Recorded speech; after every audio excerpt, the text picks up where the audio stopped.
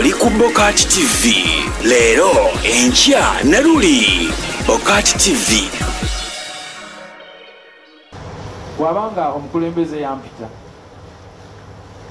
nali sobola kugaana nga wadde abantu abamu bakitutte bubi kubanga omukulembeze w'eggwanga ye mukulembeze w'eggwanga lino muzadde mu myaka ate mukulembeze obufuzi kubanga obufuzi buweebwa Katonda teri bufuzi butava eri Katonda. We have to respect. If you respect God, you have to respect the leader. If you respect parents, you have to respect an elder. I cannot deny the invitation. Because wogamba nti mba muguddeko olutalo lwa Nnaggommola. And I don't think I'm ready okulwana ne government nze ndi omu eri state. I don't think I can even win. So sobola kujemera muntu mukulu ate sobola kujemera muntu Katonda gwe yalonda. Katonda yamanyi lwaki omuntu oyo waali era akyaliwo. So nali nyina okugenda kubanga okugenda kwange ate kuyamba naddala abantu abanfolowinga ti omwana ali eyo yayegomba Eddy Kenzo bw'alaba ekifaananyi nga Kenzo alina omukulembeze w'eggwanga naye kimuwa amaanyi okukola ng'agamba nange wandde ndituuka ku muntu oyo nga nkoze nnyo. It's a challenge to all of us. I think it was a good thing and I thank God for that. I don't think I made a wrong decision. I feel so blessed to meet the president and we will exchange something. Nayogera naye nambuuza ebibuuzo byambuuza lwaki onvuma ne mubuulira lwaki ne mugamba era nali sivuma wabula nali ncomplaininga era bwe bagenda okwanalizinga music wange nga temuli kivumo wabula mulimu complain. So awe tuli navaayo namunyonyola nti munnange nno nze manja era nanyagibwa naŋŋamba ekyo tujja kukimala ne mugamba naye video zenkola ziri expensive nzize ntoba nzekka naye I believe nti si yange nyina we njituusizza kubanga nyina we ntuuka ng'abantu abamu bali tebamanyi nti Uganda nsi era nga bw'obagamba nti Uganda bakubuuza eri Nigeria kiri mu Nigeria oba kiriwo naye ne bategeera nti actually ensi erina ne flag erina n'abantu abalungi abagezi. I think I deserve something. I deserve a token of appreciation. Naŋŋamba kizibu kikyofuna ne mugamba nyina obuzibu mu kumakinga music mu kushootinga videos biri expensive neetaagamu ku buyambi. Omukulembeze yaŋŋamba nja kukuyamba ne mugamba nti naye sinze nzekka n'abalala balina ekirooto kye kimu ne bakyalemeddwa okutuukayo lwa nsonga tebalina ssente zikola bintu biri ku standard ya nsi yonna. Naŋŋamba agenda kubayamba. Yangamba ffenna agenda kutuyamba. So byebyo byange awo wetuli wetuyimiridde neyanza nenze webali nnyo Kenzo ndowooza ebimu ku bibuuzo ebibadde bitambula bibadde mu nsonga ezo owa pulezidenti wakimayo ki oli wa people power lwaki wagenda ewa pulezidenti ng'oli wa people power ebibuuzo ebibadde bingi. Ekyo kibuuzo nsobola kiddamu ekyo kisooka okiddemu. nze mbagira people power naye siri munnabyabufuzi. People power kyansanyusa. People power our power. Amaanyi g'abantu ge maanyi gaffe. Kirowoozeeko. Tekitegeeza mbu ate nze ndi wa DP ndi wa FDC ndi wa NRM.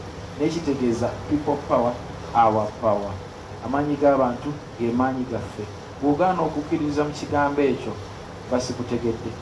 Oba toyina maanyi naawe. Basikutegedde. That simple as that.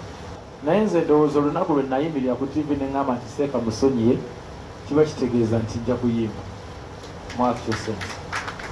Kasita ŋŋamba nti Seeka musonyiye ne nkozesa n'ekigambo nti mulilla musonyiye awo kiba kitegeeza seetaaga kumumiitinga seetaaga kumunoonya naye musonyiye namusonyiwa kiba kitegeeza nti okuyimba nja kuddamu kuba ensonga lwaki nali nkimenyeewo nga ŋŋamba nti waba tasobola kuvayo n'agamba sole bayirawe ku bibuuzo bye nnyina byebyo byebimu nagambanga nti omuntu yagamba nayogera naye ku ssimu ku vidiyo nga mulaba ndaba nemuga nyina ebizibu nange abijja tereza tofaayo ate ne bamubuuza bannamawulire n'agamba mubuuze eki bali baana ba busiraamu nali musuubiramu statement egamba nti Eddie gy'ogenze tukusabira naawe gy'ogenze tukusabira. Tiyakyogera, yagamba wakoze decision ennungi, wali weekwata tusogasoga agenda awase nnyina. Ne ŋŋamba ayi bigambo bino nga bikyuka nnyo. Ate ne mmugamba nti nze saagala bingi, nalumiddwa wanvumya amagufa ga mmange yafa. Naye gamba at least sole. N'agaana okugamba nti sole omukulembeze ow'eddiini. I had so many questions. Nemanya kino ekintu si kitono. It's not small at all. Kubanga omukulembeze w'eddiini atambulira mu kifaananyi kirungi. Tasobola butagamba sole.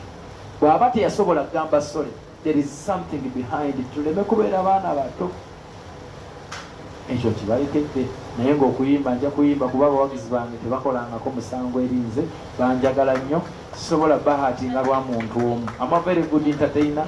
And right now I'm the best entertainer 2019 in Africa. Okay, ndoza kantu wale bibuzo bisatu tusobole okwanguwa. Make it short. Sebo omukulu wuli wali mabega. Assalamu alaikum warahmatullah. Amanya nedobozi bamutaka Sibante Fahad kola ne Nice Radio ate n'olupapula baluyita The Sunrise. Eddie Kenzo wagamba waliwo abaagala okukutta ate ne tukulaba ng'olina omukulembeze wagamba gavumenti yagala kutta. Ndowooza abaagala okukutta oba gavumenti okwagala okukutta kyavuddewo wakyogeddeko n'omukulembeze. Tufune omulala Mahadi webale nnyo. Tufune omulala Yesebo. Balaye mujebaleko amanya gange bampita diaspora oluvanyuma ne Radio 4. Eddie Kenzo, ekibuzo kyange ekisooka ngenda kubuuza kimu. Ku bifo ebisatu osulawa oli Seguku, osula ku wano ku studio oba Bunga?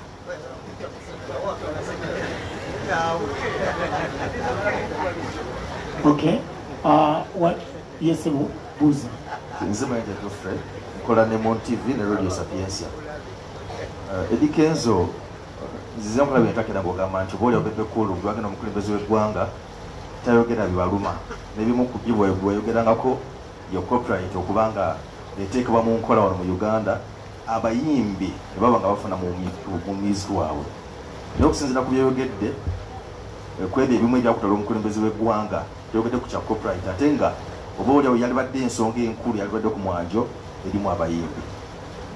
Webale nnyo kasookaddemu ebyo tandika n'ekyaka Sibante Muhammad Nice Radio agambye nti nno abaagala okutta wakitereezeza. Ekibale nsobola kuddamu ekyo sigambangako nti gavumenti eyagala kunzita. No. Nedda.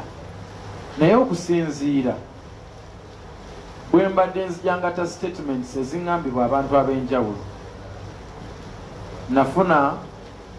nfunye statements nnyingi nnyo nga baŋŋamba okuntuusaako obulabe. Nabayita ba mafia. Nakozesa ekigambo mafia kuba nze nakula ndaba movie nga ba mafia be batta abantu abatalina musango. Nagamba ba mafia. Naye nammwe abali bwe muba mutandise okutunuulira ensonga zino, abantu abakyusa zi statement, abantu abagwira beti, abantu abakola bati, bwe muba muliyo nga mulaba social media, oli n'avayo n'akugamba nti genda owase nnyoko, oli n'avayo n'agamba yalyose n'amuvuma.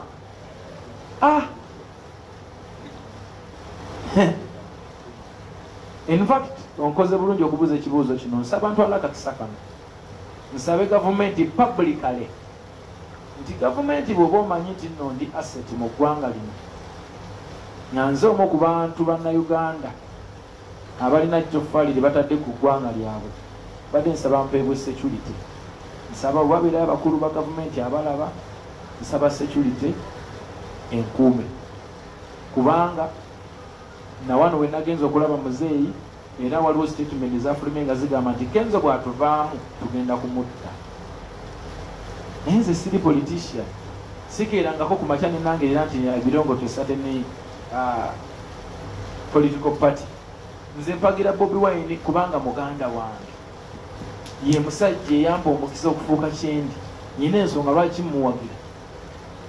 okitegeera simwagira lwakuba mbu is a politician. I support my brother on a brotherhood basis. Okitegeera I'm not a politician. Nkiddamu I'm not a politician. I'm not a politician. Abayini ali mubandukirira mbakubire campaign n'ekigaana wadde bali bampa ssente. Abantu abagamba mbu nnalidde enguzi nze si kiwandu bwe bakutuma abaavondeeta.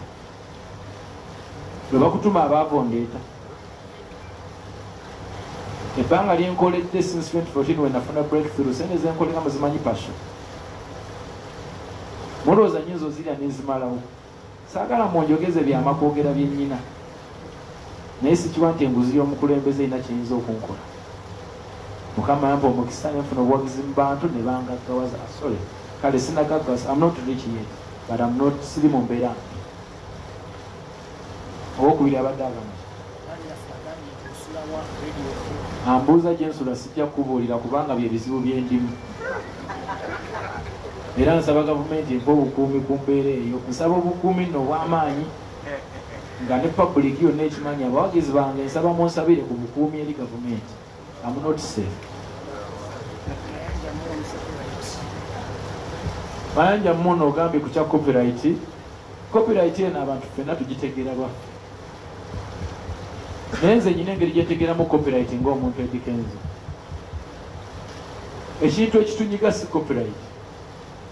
Kubanga copyright already erimu active ensi ne internet yafuula dda copyright active.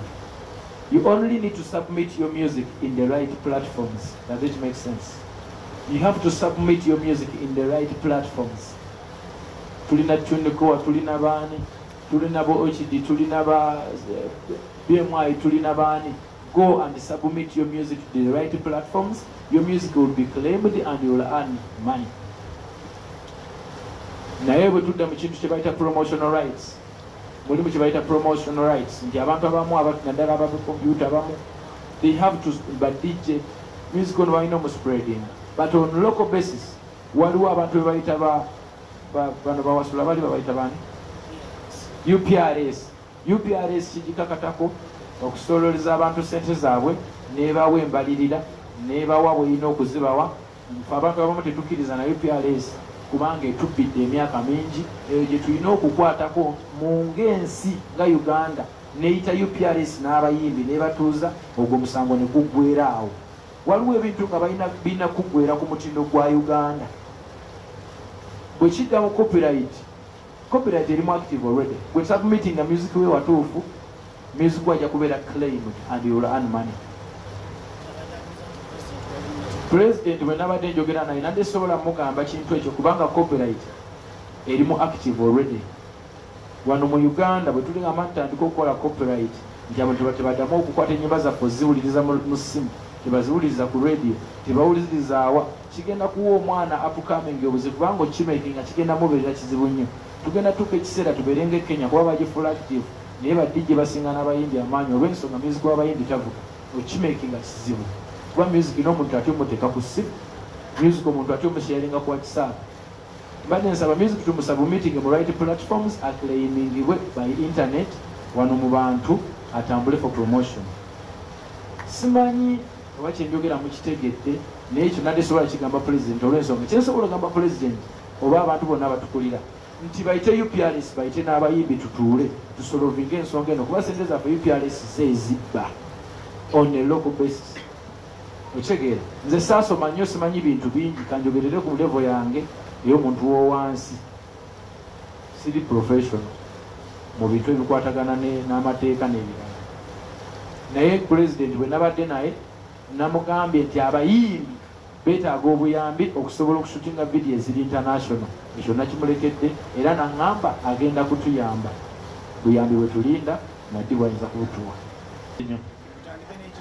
Ekisooka kigamba ki? Nze mpagira Bobi Wine kuba muganda wange. Nfuna bulungi nti muganda wo aba muganda wo. Namanya Bobi Wine nze nawagira ko President Museveni mu 2011 nenfuna naye obutategeeragana nesiddamu kumuwagira. Bobi Wine muganda wange mwagala era muwagira bw'anaaba ng'akoze emitendera emituufu n'atambulira mu makubo amatuufu nja kumuwagira kubeera muwagira. Onfunye bulungi oba nfuniddwa? Oli muganda wange. Power plan yange ku famire yange, famire yange era nyina okulwana ennyo ndabe nga nkomyawo abaana bange basobole okuba nga babondinga nange. Obuwiiki kikyalimu obuzibu nga bw'omanyi nti omwana omu yagenda kati taata we alina taata omulala ate era gwabeera naye access entwala mu maka g'abantu bali sigirina naye Mukama ajja kunsaasira. Oli ku Bokati TV leero enkya na luli. Bokati TV